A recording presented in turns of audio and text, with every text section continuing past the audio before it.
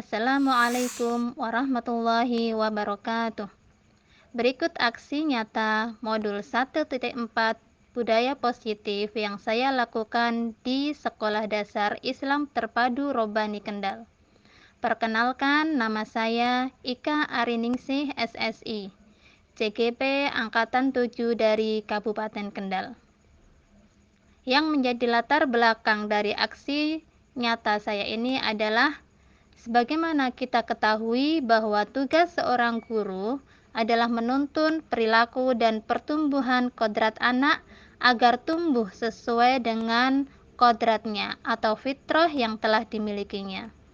Mengembangkan anak-anak agar memiliki karakter yang kuat sesuai dengan profil pelajar Pancasila menjadi sangat penting untuk dilakukan. Oleh sebab itulah, penerapan budaya positif di sekolah, khususnya di kelas, menjadi sangat penting agar tercapai students well-being dan pendidikan yang berpihak kepada murid. Guru di sini berperan dalam membangun budaya positif yang berpihak kepada murid, dimulai dengan penetapan visi dan pembentukan keyakinan kelas dalam rangka untuk membangun budaya positif tersebut. Tujuan dari aksi nyata ini yang pertama adalah terciptanya disiplin positif pada murid melalui penerapan keyakinan kelas. Yang kedua, terwujudnya students well-being di kelas maupun di sekolah. Dan yang ketiga, terwujudnya karakter murid yang mencerminkan nilai-nilai kebajikan untuk mewujudkan budaya positif. Tolok ukur dari aksi nyata ini yang pertama, murid mampu membuat keyakinan kelas sesuai dengan nilai-nilai Pancasila. Dan yang kedua, murid mampu menjalankan keyakinan kelas yang telah dibuat. Terjadi perubahan karakter ke arah disiplin positif. Adapun lini masa tindakan yang saya lakukan ada 2 tahap.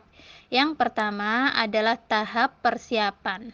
Pada tahap persiapan ini, pertama kali yang saya lakukan adalah membuat proposal atau rancangan kegiatan serta analisis potensi dan kebutuhan murid.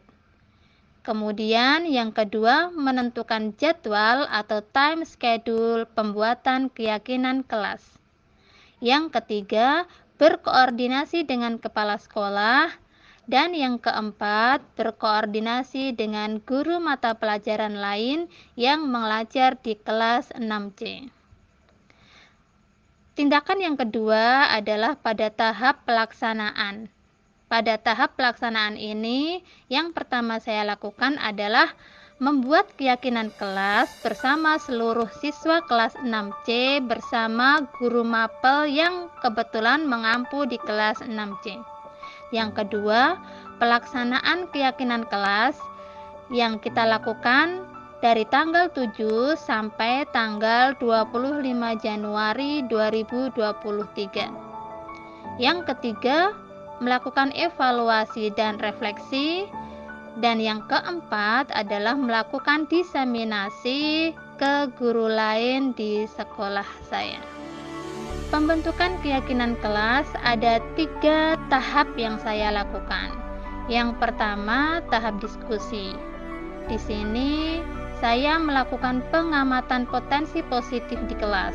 Kemudian melakukan brainstorming hal-hal positif yang ingin dilakukan atau terjadi di kelas bersama dengan seluruh siswa. Kemudian menganalisis hasil brainstorming untuk dirumuskan menyesuaikan nilai-nilai kebajikan universal bersama siswa di kelas. Setelah mendapatkan hasil brainstorming yang sesuai dengan nilai kebajikan universal, kemudian kita rumuskan bersama dalam tahap yang kedua.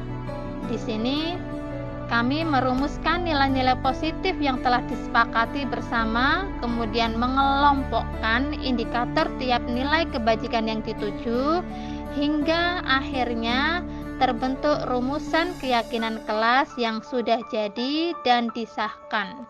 serta didokumentasikan dalam bentuk infografis. Adapun tahap yang ketiga adalah sosialisasi dan pelaksanaan dari keyakinan kelas.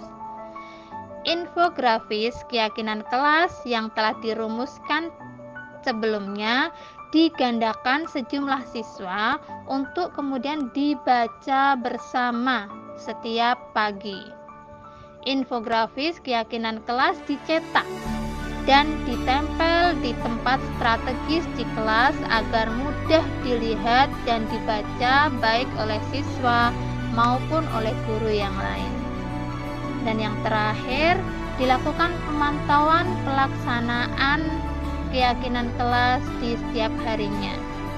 Evaluasi, monitoring, refleksi, dan tindak lanjut adalah langkah yang positif dilakukan untuk menentukan apakah keyakinan kelas yang sudah kita buat bersama itu benar-benar sudah diyakini dan dilaksanakan oleh seluruh siswa atau belum. Berikut dokumentasi kegiatan dalam pembentukan keyakinan kelas. Yang pertama, saya mendapat tugas di modul 1 untuk melakukan aksi nyata secara real di kelas.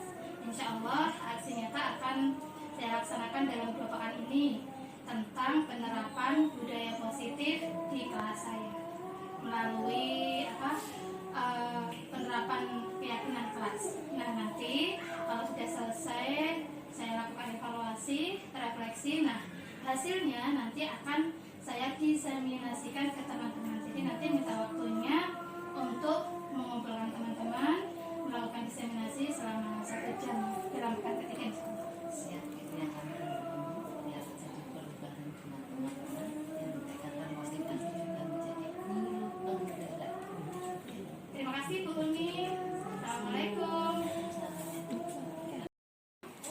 Jam 9 saya minta ikut kelas saya. Kita bikin kesepakatan kelas bersama anak-anak. Oke? Yes. Rob.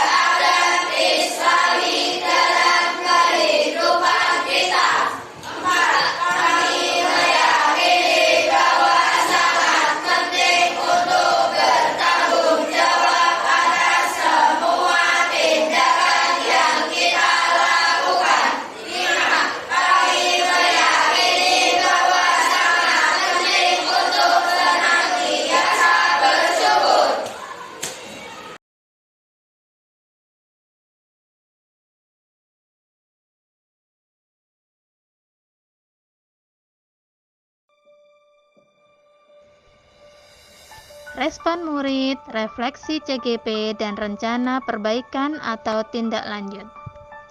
Respon murid. Murid merasa senang karena merasa memiliki keyakinan kelas yang telah dibuat bersama. Murid menjadi termotivasi untuk berbuat baik kepada sesama teman dan seluruh warga sekolah. Dan murid merasakan adanya perubahan perilaku teman-teman yang tadinya sering kurang baik atau cari perhatian menjadi lebih baik. Adapun refleksi saya sebagai CGP dalam hal ini, bahwa keyakinan kelas sebagai model baru yang sedang saya uji coba di kelas cukup efektif menekan perilaku negatif dari murid. Saya menerapkan posisi kontrol sebagai manajer dalam menangani permasalahan yang muncul di kelas dan alhamdulillah efektif menekan perilaku negatif dari siswa. Saya melakukan pemantauan pelaksanaan keyakinan kelas tersebut setiap hari, kemudian melakukan evaluasi, monitoring, refleksi, dan tindak lanjut. Apa rencana tindak lanjut ke depan? Insya Allah, keyakinan kelas akan menjadi pembiasaan setiap hari di kelas saya, agar terekam di bawah otak sadar siswa, sehingga mereka melakukan kebiasaan baik itu menjadi pembiasaan. Saya sebagai seorang guru akan selalu memberi contoh atau teladan penerapan keyakinan kelas setiap harinya. Dan apabila muncul persoalan, insya Allah akan saya lakukan dengan model segitiga restitusi, karena sudah terbukti efektif untuk menangani persoalan yang muncul di kelas. Berikut dokumentasi diseminasi budaya positif di sekolah. Assalamualaikum warahmatullahi wabarakatuh. Yang pertama, terima kasih kepada Ustazah Umi Kalsum sebagai Kepala Sekolah SD Cirebon Kendal yang telah memberikan kesempatan kepada saya untuk mendiseminasikan ilmu yang sudah saya peroleh selama 1 modul kepada rekan-rekan semua tentang konsep budaya positif di sekolah, terkhusus di kelas saya, kelas 6B.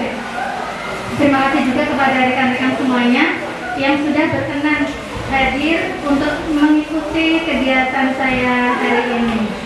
Langsung saja untuk materi budaya positif di sekolah.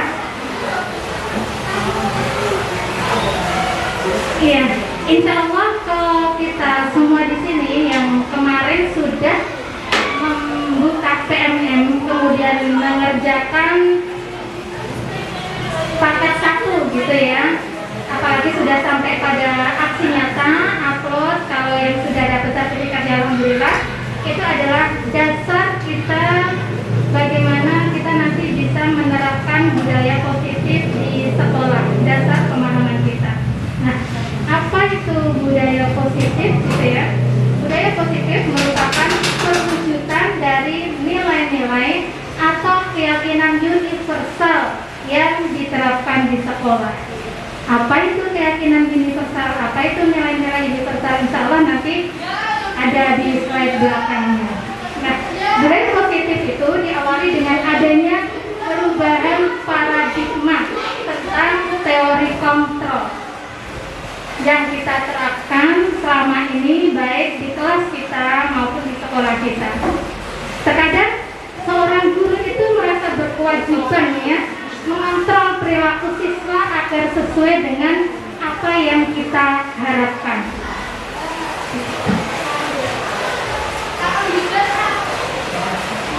Paradigma apa yang harus kita rubah? Insya Allah kita sudah paham semua setelah mempelajari topik 1 PMM gitu ya, dari yang semula berpusat kepada guru, teacher center, menjadi berpihak kepada murid. Insya Allah kata berpihak kepada murid itu sudah di luar kepala kita.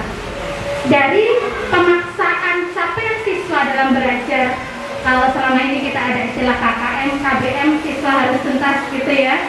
Kemudian kalau tidak harus ada remedi dan lain sebagainya, menjadi merdeka belajar yang menghargai semua potensi murid.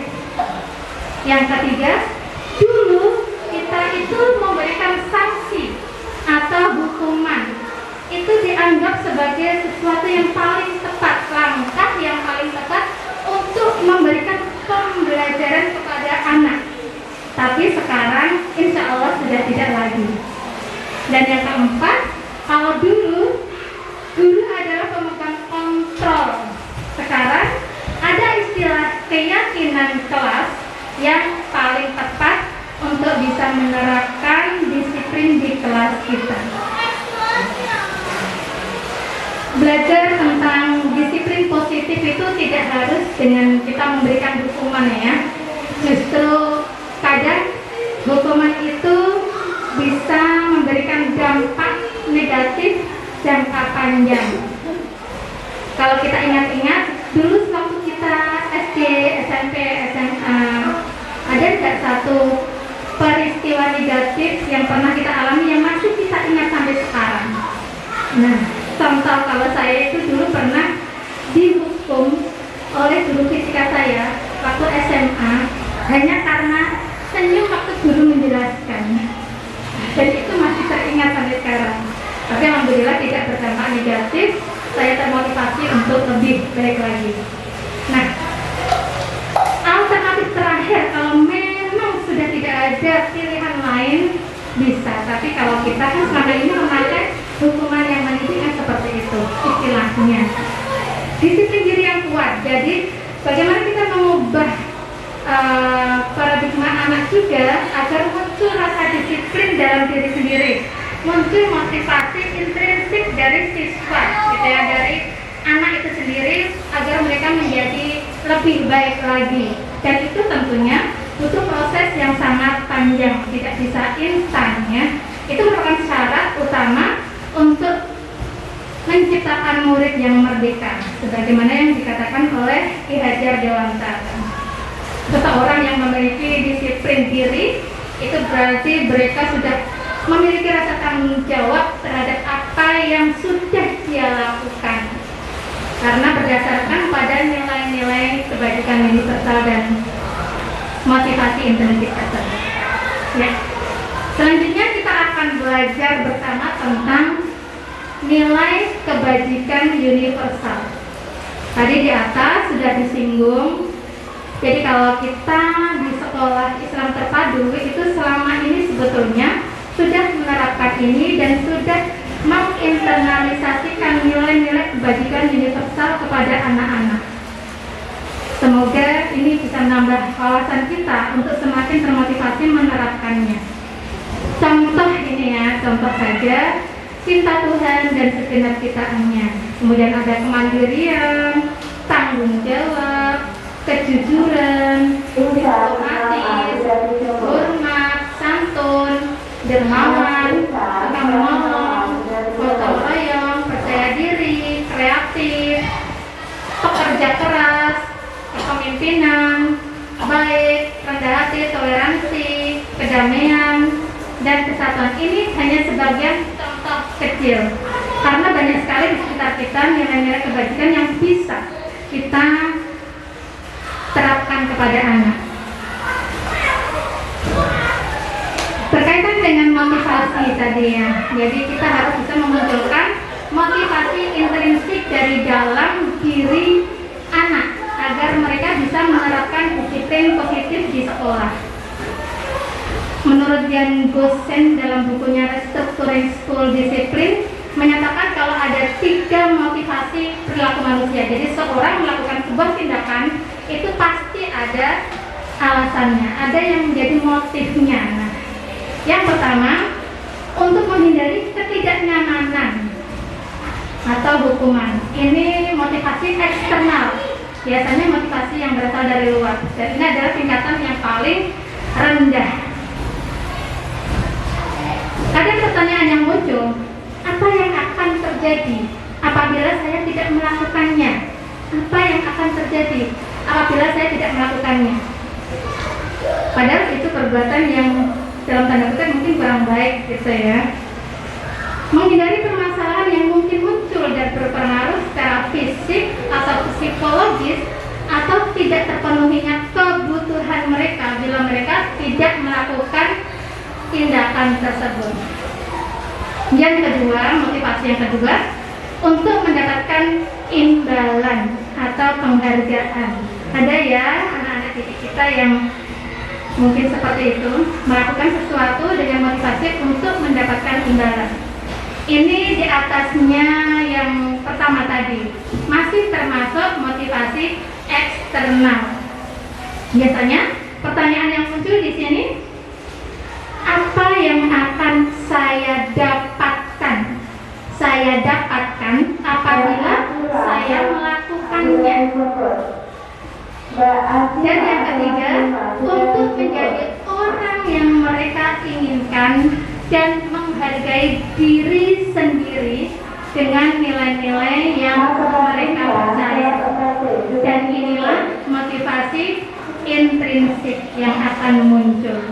Nah, kalau motivasi seperti ini, pertanyaannya akan menjadi orang yang seperti apa? Saya itu nanti akan menjadi orang yang seperti apa kalau melakukan itu? Oh, saya harus belajar. Saya itu nanti akan menjadi orang yang seperti apa kalau belajar? Jadi bukan, nah aku belajar, aku akan mendapatkan apa? Nah itu berarti masih motivasi ekstrinsik, mengharapkan sesuatu balasan dari orang tua atau dari guru kita.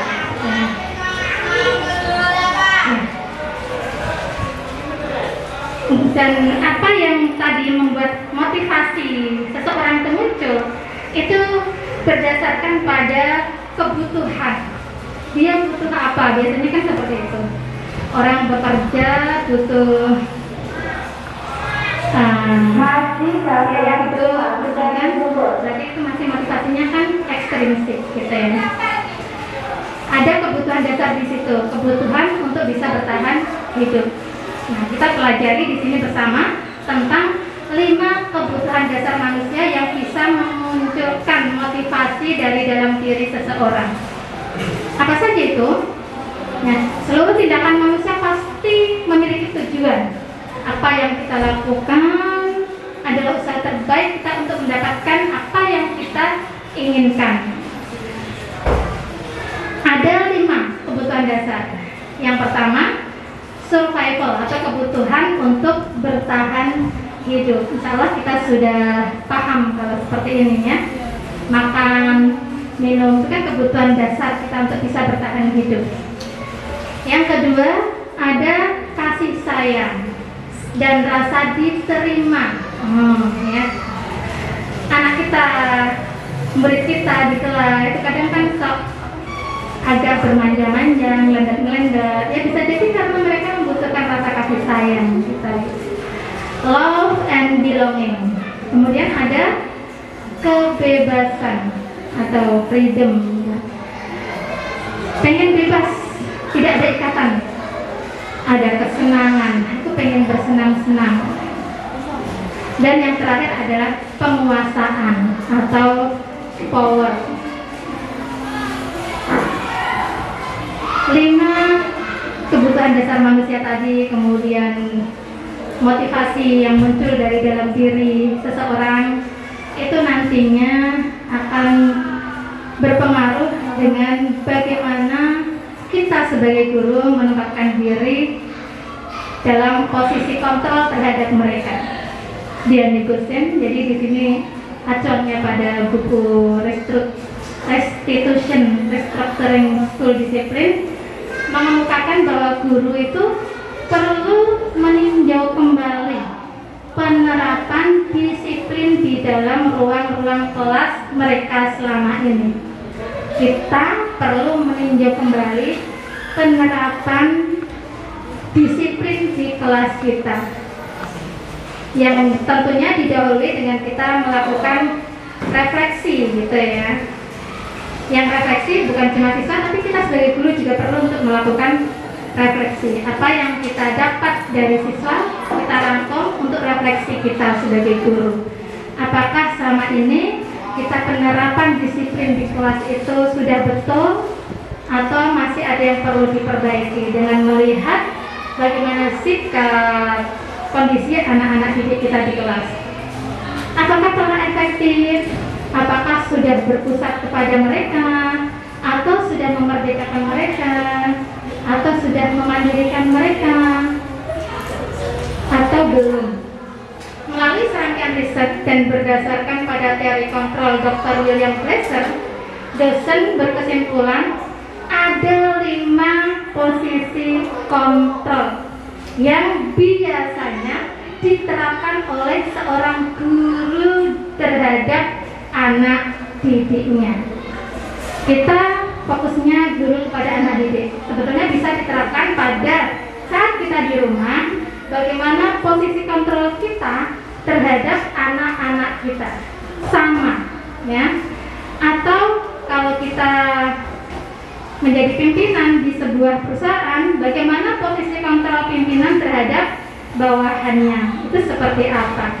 Mari kita mengenal bersama, gitu ya.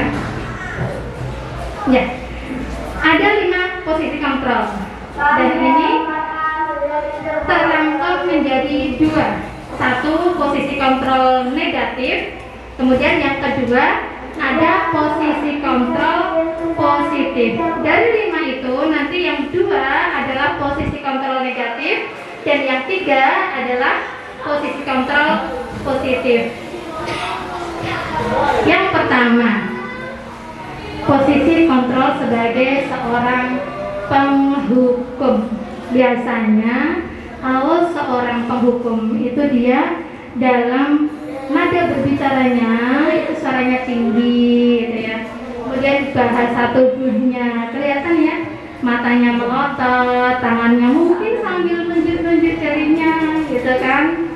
Ekspresinya, nanti kita bisa introspeksi diri, selama ini posisi kontrol manakah yang pernah kita terapkan terhadap anak didik kita maupun anak-anak kita di rumah. Seorang penghukum itu bisa menggunakan hukuman baik fisik maupun hukuman verbal dalam bentuk kata-kata, ya. Insya Allah kita sudah paham kali ini.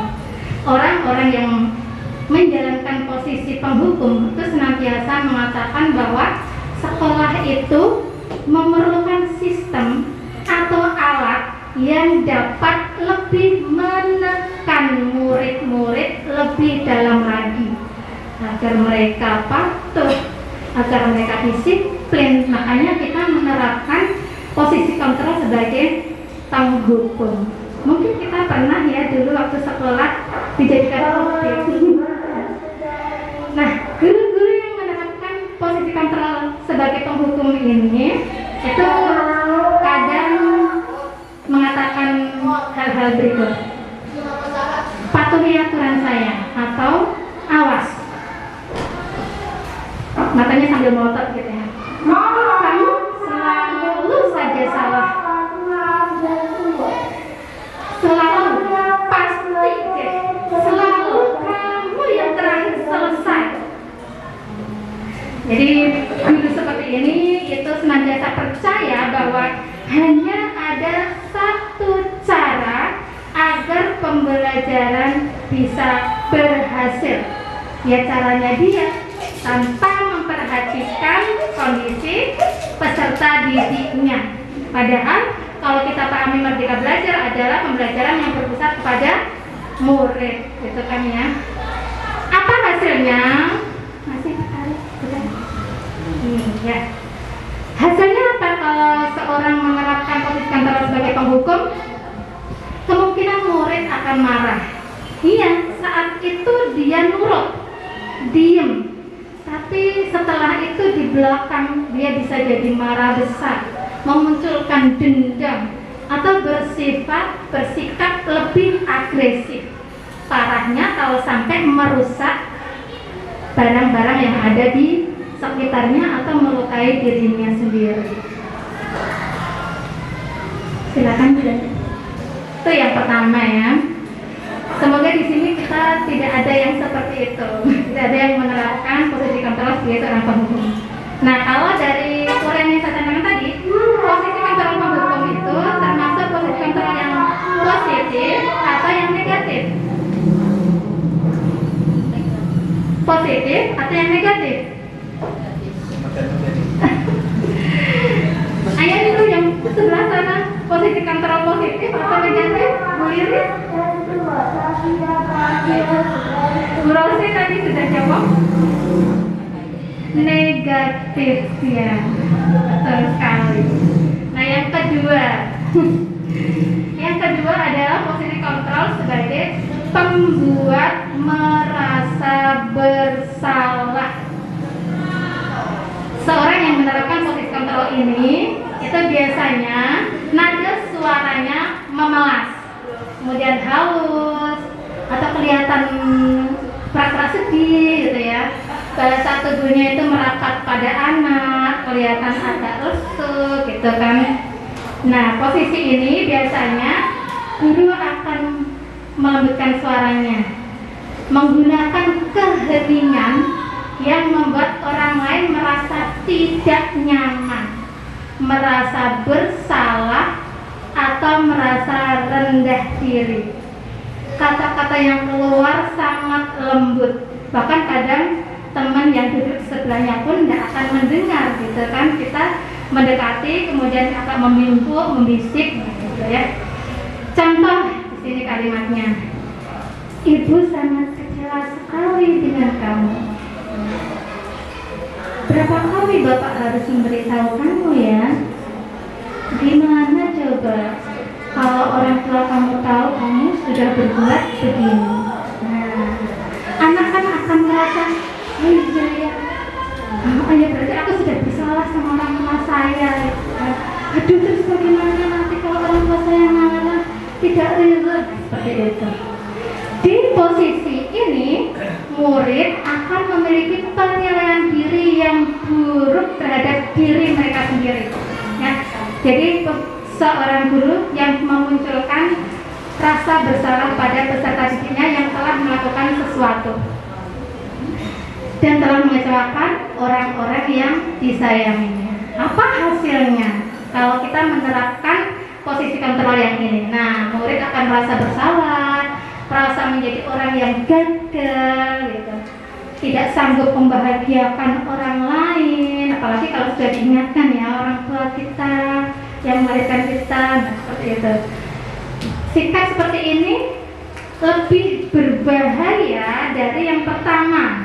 Yang tadi posisi kontrol sebagai apa? Yang pertama, penghukum. Ini lebih berbahaya dari sebagai penghukum karena emosi yang akan tertanam rapat di dalam. Murid itu menahan perasaan yang sewaktu-waktu bisa meledak, ya kan?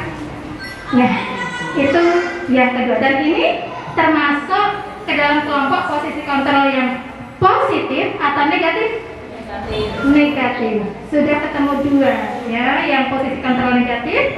Yang pertama sebagai penghukum, yang kedua sebagai pembuat rasa bersalah. Berarti yang tiga bawahnya adalah posisi kontrol yang positif. Itu tadi. Posisi kontrol yang ketiga adalah kita memposisikan diri sebagai teman. Ya. Biasanya nada suaranya ramah, akrab, diiringi dengan candaan, bahasa tubuhnya kita merapat pada murid, matanya senyum, jenaka, gitu ya. Posisi kalau kita ngobrol sama teman seperti itu. Biasanya guru di sini kan tidak akan menyakiti murid ya, karena kalimatnya kan lembut, gitu ya, kalimat positif juga. Namun akan tetap berupaya mengontrol murid secara persuasi. Ya, jadi secara tidak langsung gitu. Posisi sama pada guru bisa negatif maupun positif. Positif di sini hubungannya akan semakin baik. Hubungan kita dengan murid akan semakin baik. Itu sisi positifnya. Apa sisi negatifnya? Gitu ya. Sisi negatifnya bisa muncul. Murid akan menjadi ketergantungan dengan guru, merasa dibelain kan, seperti itu. Kata-kata apa yang biasanya menjadi tanda kalau itu posisi kontrol sebagai teman? Ayo bantulah demi Bapak ya, ayo dibantu. Ayo ingat tidak bantuan Bapak selama ini? Ya sudah, kali ini tidak apa-apa, nanti Ibu bantu membereskan. Hal negatif tadi ya, jadi murid itu akan tergantung kepada gurunya. Bisa juga saat murid itu ada sikap guru yang tidak sesuai, itu membuat dia kecewa. Saya pikir ustazah itu teman saya, ternyata bukan. Nah, itu bisa mendulang kecewaan saat dia melihat sesuatu yang tidak pas pada gurunya, seperti itu ya. Apa hasilnya dari posisi kontrol yang ketiga ini? Murid merasa senang, akrab dengan guru, dampak positif, dampak negatif tergantung bila ada masalah, dia merasa bisa mengandalkan guru. Akibat lain, akan berbuat sesuatu bila yang menyuruh hanya guru tersebut. Evaluasi untuk kita. Saat kita mengajar di kelas, muridnya nurut kabeh. Saat kita tidak masuk, digantikan guru piket bagaimana kondisi mereka. Nah, itu bisa dilihat. Apakah murid itu bisa patuh pada semua guru atau hanya guru kelasnya saja? Kita evaluasi diri bersama, gitu ya. Lanjut. Pemantau. Yang keempat adalah posisi kontrol sebagai pemantau, dan ini termasuk di posisi kontrol yang positif. Memantau itu mengawasi ya. Pada saat kita mengawasi, kita bertanggung jawab atas perilaku orang yang kita awasi, mengedepankan pada peraturan-peraturan dan konsekuensi yang dapat memisahkan hubungan pribadi kita dengan murid ya. Kata kuncinya peraturan dan konsekuensi. Ini contohnya itu ya, antara guru dengan Mas Adi.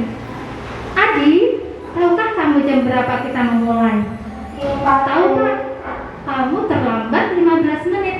Apakah kamu sudah mengerti konsekuensi yang harus dilakukan bila terlambat? Dan Adi, paham Pak, saya harus tinggal kelas saat jam istirahat nanti dan mengerjakan tugas ketertinggalan saya.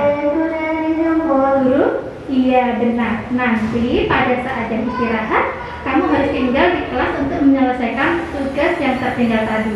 Saya tunggu ya. Nah, ini contoh percakapan untuk posisi kontrol pemantau. Jadi ada semacam aturannya kan yang sudah disepakati di awal, bahwa kalau terlambat harus pas istirahat tinggal di kelas menyelesaikan tugas yang terlambat. Itu biasanya sudah ada kesepakatan di situ. Kemudian ada konsekuensi yang harus dilakukan oleh anak yang terlambat tadi. Ini ciri-ciri orang yang menerapkan posisi kontrol sebagai pemantau. Seorang pemantau itu sangat mengandalkan pada penghitungan, catatan, data yang dapat digunakan sebagai bukti. Nah tadi, kamu terlambat 15 menit, nah itu kan ada datanya. Dia paham, gurunya sangat paham sekali. Dan ini biasanya ada gitu ya, seorang pemantau itu dia akan menggunakan stiker, slip, catatan atau daftar checklist gitu kan. Nah, yang terlambat berarti nanti diberi tanda T, yang tidak terlambat diberi bintang. Nah, itu ternyata yang seperti itu merupakan kita sedang menerapkan posisi kontrol sebagai pemantau kepada anak-anak didik kita. Apa hasilnya kalau kita menerapkan posisi ini? Murid memahami konsekuensi yang harus dijalankan karena telah melanggar salah satu peraturan sekolah. Guru tidak menunjukkan suatu emosi yang berlebihan. Gurunya kan lembut ya bicaranya, tidak marah gitu ya, ataupun tidak membuat murid itu merasa bersalah. Murid tetap tidak nyaman tapi di sini ya, dengan harus tinggal kelas saat istirahat karena mainan, dia harus menyelesaikan tugas. Dan yang kelima, dan ini terakhir untuk yang posisi kontrol positif ya, adalah sebagai manajer. Nanti kita akan belajar bersama menjadi seorang manajer ya, manajer di kelas kita ya. Latihan kalau nanti suatu saat jadi manajer perusahaan. Manajer itu nada suaranya tulus, bahasa tubuhnya tidak kaku, mendekat ke murid. Manajer itu posisi di mana guru berbuat sesuatu bersama dengan murid. Guru berbuat sesuatu bersama dengan murid, mempersilahkan murid untuk mempertanggungjawabkan perilakunya, mendukung murid agar dapat menemukan solusi atas permasalahan dia sendiri. Jadi duduk bersama guru dengan murid, ya, menyelesaikan persoalan bersama, mempersilahkan murid untuk mempertanggungjawabkan perbuatannya, kemudian bersama-sama mencari solusi atas permasalahan murid tersebut, mendukung murid itu untuk bisa nantinya menemukan solusi sendiri. Di sini penekanannya bukan pada kemampuan untuk membuat konsekuensi, namun dapat berkolaborasi. Jadi keutamaan di sini adalah bagaimana guru itu berkolaborasi dengan murid untuk memperbaiki kesalahan yang ada. Ini contoh ya, contoh percakapannya antara guru dengan Adi masih tentang keterlambatan masuk sekolah. Adi, apakah kamu mengetahui jam berapa sekolah dimulai? Tahu Pak, jam 7. Ya, jadi kamu terlambat. Kira-kira bagaimana kamu akan memperbaiki masalah ini? Saya bisa menanyakan teman saya Pak untuk mengerjakan tugas yang tertinggal. Baik, itu bisa dilakukan. Apakah besok akan ada masalah untuk kamu agar bisa hadir tepat waktu ke sekolah? Jadi seolah-olah kita minta janji-janjian. Besok terlambat lagi atau enggak, tapi dengan bahasa yang halus gitu ya. Tidak Pak, saya bisa hadir tepat waktu. Baik, saya hargai usahamu untuk memperbaiki diri. Nah ini sudah setuju. Kalau sudah setuju berarti dikedok, tanda tangani bersama bawahnya. Nah kemarin saya belum tanda tangan bersama, cuma sudah ada draftnya gitu ya. Keyakinan sekolah selanjutnya ditempelkan di kelas agar mudah dilihat oleh semua siswa. Lanjut. Nah, jadi contoh keyakinan kelas saya ada di atas, besarin coba. Slide nomor 2. Nomor 2. Ke atas terus, pelan gitu. Ya, bawahnya. Ke bawah. Nomor 2 pusarin. Jalan-jalan sendiri. Yang atas ya.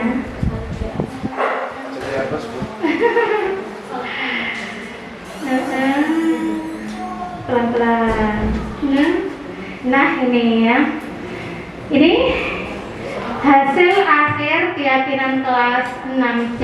Jadi kita buat slogan yang memotivasi anak gitu ya. Sebelum tulisan keyakinan kelas saya tuliskan sebarkan kebaikan setiap waktu.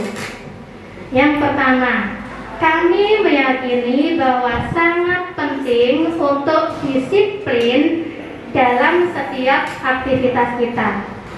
Mereka sudah tahu yang masuk ke disiplin yang mana aja, karena mereka ikut merumuskan. Yang kedua, kami meyakini bahwa sangat penting untuk saling menghormati antar sesama teman dan guru. Mereka sudah tahu poin-poinnya. Yang ketiga, kami meyakini bahwa sangat penting untuk berpegang teguh menjaga adab Islami dalam kehidupan kita. Saya tambahkan di sini karena kita SIT ya, kita selama ini menerapkan adab kepada anak, ada adab makan, adab masuk kelas, adab tilawah Al-Quran dan lain sebagainya. Masukkan ada di sini dan kebetulan pas curah gagasan itu ada poin-poinnya. Jadi langsung masuk gitu ya, ada duduk. Kadang anak itu kan suka duduk itu seenaknya ya, kakinya naik-naik sampai ke atas meja itu. Yang keempat, kami meyakini bahwa sangat penting untuk bertanggung jawab atas semua tindakan yang kita lakukan. Poin-poinnya ada. Kalau mereka melanggar beberapa poin berarti saya belum bertanggung jawab atas diri saya sendiri. Dan yang kelima, kami meyakini bahwa sangat penting untuk senantiasa bersyukur. Jadi kita tanamkan rasa syukur kepada anak-anak. Bawahnya diberi kata-kata positif. Mari ciptakan budaya positif dari lingkungan kelas kita. Kalau ini dibaca setiap hari, seolah akan tertanam di bawah sadar anak-anak. Nah, perinciannya, ini kan tidak ada perinciannya ya. Perinciannya tetap saya pasang gitu kan, untuk mengingatkan anak-anak juga, dan kita punya dasar juga gitu ya. Bisa nanti dicoba untuk membuat keyakinan di kelas masing-masing. Ini nanti kaitannya dengan materi terakhir tentang segitiga restitusi.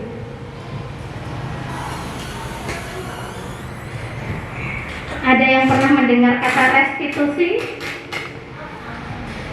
Yang sudah sampai di PMN topik keberapa itu ada loh. PMN topik keberapa itu ada tentang restitusi.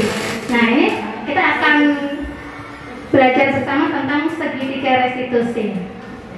Restitusi merupakan proses kolaboratif yang mengajarkan murid untuk mencari solusi untuk permasalahan dan membantu murid berpikir tentang orang seperti apa mereka, apa yang mereka inginkan, bagaimana mereka harus memperlakukan orang lain. Wujudnya seperti ini. Mohon maaf ini kurang jelas ya. Jadi ada yang paling bawah, kemudian ada samping kanan, kemudian ada samping kiri. Ya, diperjelas di sini. Jadi ada 3 tahapan. Tahap pertama, tahap kedua, tahap ketiga. Sisi pertama, sisi yang paling bawah itu menstabilkan identitas. Ini bagian dasar dari segitiga yang bertujuan untuk mengubah identitas. Tulisannya ya, untuk mengubah identitas anak dari orang yang gagal karena dia telah melakukan suatu kesalahan gitu ya, menjadi orang yang sukses. Anak yang melanggar peraturan karena sedang mencari perhatian, kadang anak itu melanggar karena dia hanya pengen iseng ya, iseng cari perhatian gurunya, kemudian ngusir ikan cane gitu. Adalah anak yang sedang mengalami kegagalan, termasuk dia itu sedang mengalami kegagalan. Dia mencoba untuk memenuhi kebutuhan dasarnya, namun ada benturan. Kalau kita mengkritik dia, maka dia akan tetap berada di posisi gagal. Nah, kalau kita ingin ia menjadi refleksif, maka kita harus meyakinkan anak itu terlebih dahulu. Biasanya di sisi yang pertama ini, kata-kata apa sih, kalimat apa sih yang akan diucapkan oleh guru? Berbuat salah itu tidak apa-apa. Tidak ada manusia yang sempurna. Saya juga pernah melakukan kesalahan seperti itu. Saya jadi ingat Ustri. Ada Ustri di sini. Oh iya, jadi Adi pernah cerita dia melakukan sesuatu bukan negatif sih ya. Kemudian Ustri menyampaikan seperti itu. Ustri juga dulu pernah melakukan seperti Adit sewaktu masih kecil. Wah, ternyata Ustri sudah menerapkan ini ya, segitiga restitusi untuk tahap yang pertama. Kita bisa menyelesaikan ini. Bapak tidak tertarik mencari siapa yang salah, tapi ingin mencari solusi dari permasalahan kita ini. Kamu berhak untuk merasa seperti itu. Apakah kamu sedang menjadi teman yang baik untuk dirimu sendiri? Nah, ini beberapa kalimat yang menjadi tanda kalau itu adalah tahap yang pertama. Kemudian tahap yang kedua, validasi tindakan yang salah. Setelah kita menstabilkan itu ya, kemudian kita mencoba untuk melakukan validasi dari kesalahan mereka. Menurut teori kontrol, semua tindakan manusia, baik atau buruk, itu kan pasti punya tujuan, punya maksud. Kenapa kok dia melakukan itu? Seorang guru yang memahami teori kontrol pasti akan mengubah pandangannya dari teori stimulus respon ke cara berpikir proaktif yang mengenal tujuan dari setiap tindakan. Kita mungkin tidak suka sikap seseorang anak yang terus merengek, ya. Anak kita di rumah yang merengek terus, kita juga kadang gemes gitu ya. Tapi bila sikap itu mendapat perhatian kita, maka itu telah memenuhi kebutuhan anak tersebut. Bisa jadi anak kita itu merengek karena dia pengen disayang, pengen diberi kasih sayang, kan seperti itu. Kalau kita merespon, berarti kita sudah memenuhi salah satu dari kebutuhan dasar yang ingin dia dapatkan. Kalimat-kalimat di bawah ini mungkin terdengar agak asing bagi kita gitu ya. Tapi ini termasuk kalimat kalau kita sedang melakukan validasi tindakan yang salah. Contohnya, padahal kamu bisa loh melakukan yang lebih buruk dari ini. Misal ada anak yang dia itu diajak temannya, kemudian dia balas mengejek sambil gebrak meja gitu ya. Hanya itu. Terus gurunya, padahal kamu bisa melakukan yang lebih buruk dari ini. Maksudnya apa? Iso memukul, iso ninju, kan sampai ke fisik gitu ya. Kamu pasti punya alasan mengapa melakukan hal itu. Kita tanya alasannya. Kamu patut bangga pada dirimu sendiri karena kamu telah melindungi sesuatu yang penting. Kadang anak itu ditanya, kok kamu membalas sih? Ya, saya pengen melindungi diri Pak. Harga diri saya tidak dihormati sama teman saya. Nah, kita ambil kata dia melindungi harga dirinya, gitu ya. Kamu boleh mempertahankan sikap itu, tapi kamu harus menambahkan sikap yang baru. Ini untuk yang kedua ya. Setelah kita menstabilkan masalah, kemudian kita memvalidasi apa yang salah, itu kita validasi ya, kita klarifikasi, kita tabayunkan ke anak. Nah yang terakhir, kita menanyakan keyakinan. Nah ini syaratnya berarti kita harus sudah punya keyakinan kelas. Ya, keyakinan kelas itu menjadi dasar kita untuk menanyakan keyakinan di sini. Dari kontrol menyatakan bahwa kita pada dasarnya termotivasi secara internal. Ya, tadi kita kan pengennya memunculkan motivasi internal atau intrinsik pada diri anak, kan seperti itu. Ketika identitas sukses telah tercapai, langkah 1, kemudian tingkah laku yang salah telah divalidasi pada langkah kedua tadi, maka anak akan siap untuk dihubungkan dengan nilai-nilai yang dia percaya dan berpindah menjadi orang yang dia inginkan. Biasanya pertanyaan yang akan ditanyakan di tahapan yang ketiga ini adalah apa yang kita percaya sebagai keluarga, apa yang kita percaya sebagai kelas, nilai-nilai umum apa yang sudah kita sepakati, gitu kan? Apa bayangan kita tentang kelas yang ideal, itu bisa kita tanyakan. Kamu mau jadi orang yang seperti apa? Keyakinan kelas apa kira-kira yang sudah kamu tidak patuhi, kan seperti itu. Itu biasanya kita sudah punya kesepakatan terlebih dahulu.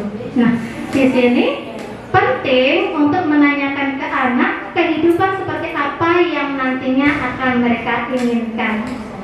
Apakah kamu ingin menjadi orang yang sukses? Apakah kamu ingin menjadi orang yang bertanggung jawab? Apakah kamu ingin jadi orang yang bisa dipercaya? Itu bisa menjadi salah satu pertanyaan kita di fase yang ketiga. Jadi ini ya, restitusi tidak menyarankan guru bicara ke murid bahwa melanggar aturan adalah sikap yang baik. Tapi dalam restitusi, guru harus memahami alasannya dan paham bahwa setiap orang pasti akan melakukan yang terbaik di waktu tertentu. Ini tentang segitiga restitusi.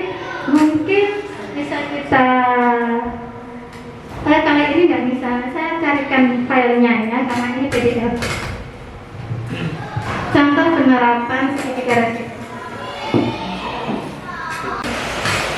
Saya mau bertanya dari Asyik Darubani, nama Sahril, Pak Sahril.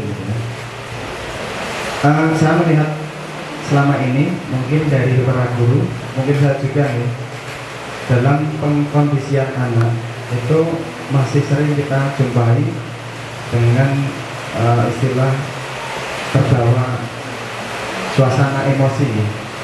Ya bisa kita katakan emosi atau mungkin bijak itu kadang agak mirip. Dikatakan bijak atau tegas juga kadang mirip-mirip. Soalnya kita berdasar suasana. Ini anak-anak kalau nggak tak kasih kata-kata yang jerk itu nggak diam, kadang seperti itu. Nah ini kalau kita kaitkan dengan tadi ada 5 poin ya, yang 2 yang tidak dibenarkan, yang 3 mulai dari teman, pemantau, sampai menjadi seorang manajer itu kira-kira kita sebagai guru diperbolehkan apa tidak kalau berdasar yang panjenengan sampaikan tadi. Misalnya, kamu diam, ya, misalnya tegas seperti itu kan. Tapi kamu lihat di Uspita itu kan nah sok akan menang pernah sih sekali, tapi tidak sering ya Bu, kan bekerja di atas. Mungkin di kelas lain saya yakin tidak semuanya ya, artinya punya karakter masing-masing. Cukup itu bisa ditangani matur.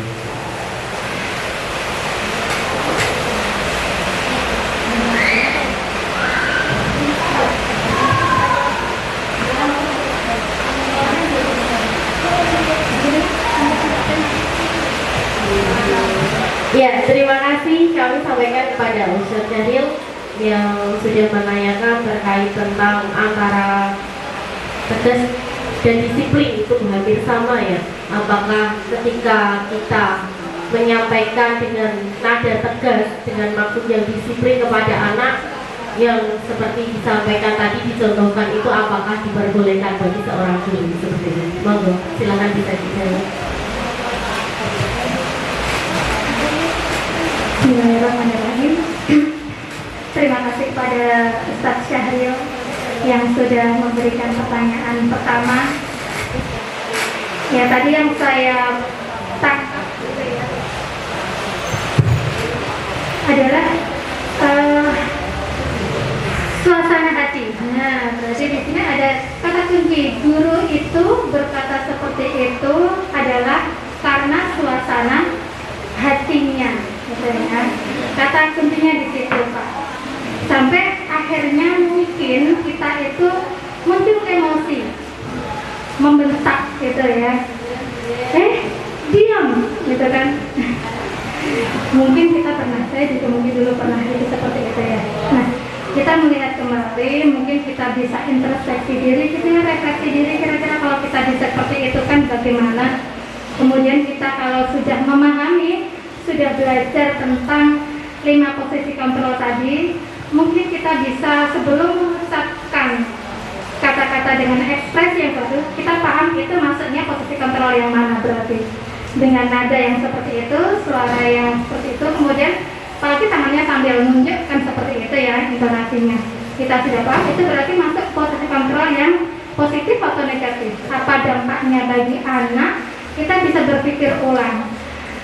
Kalimat yang bagaimana yang bisa saya sampaikan untuk anak-anak. Ada 3 pilihan yang positif kan ya Pak, bisa sebagai teman, bisa sebagai pemantau, bisa sebagai manajer. Kalau memang saat itu kita lihat Pak anaknya bisa kita kontrol sebagai teman, ya kita pakai kalimat sebagai teman. Kita juga harus melihat anaknya. Makanya penting bagi kita juga untuk memahami karakter peserta didik agar kita bisa bersikap. Jadi sebisa mungkin kalau saya sih kita menerapkan posisi kontrol yang positif. Ada 3 pilihan kok, tidak cuma 1 yang bisa kita terapkan. Kita minimalisir untuk posisi kontrol yang negatif. Semoga memang bisa anak-anak kita diterapi dengan posisi kontrol yang positif. Mungkin itu jawaban dari saya.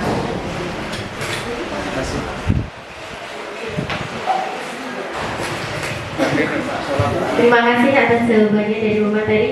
Apakah Ustaz Syahril sudah bisa diterima jawabannya? Bisa Bu, tapi mungkin penerapannya latihan. Khususnya Oh iya, ya bertahap ya. saat kondisian jamaah kayak Iya. Apalagi Ustaz Syahril kalau ngajarnya pakai bawa tongkat itu ya, dipikir anak itu tongkat untuk pukul, padahal untuk mengajari qiraat. Sudah takut duluan lihat tongkatnya Pak Syahril. Selanjutnya adalah ada lagi yang ingin bertanya. ya, gantian yang perempuan. Pesawat. Ceritanya kan. Oh ya,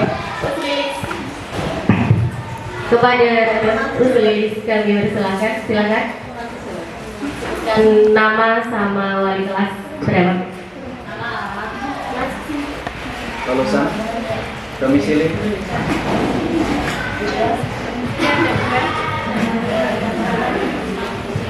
Assalamualaikum warahmatullahi wabarakatuh. Perkenalkan, nama saya Nurul Sofia. Saya akan sejawat dengan Dika ya, kelas 6. Yang saya tanyakan, ketika kita sudah mengenal karakter anak, itu kan kita bisa tarik ulur ya.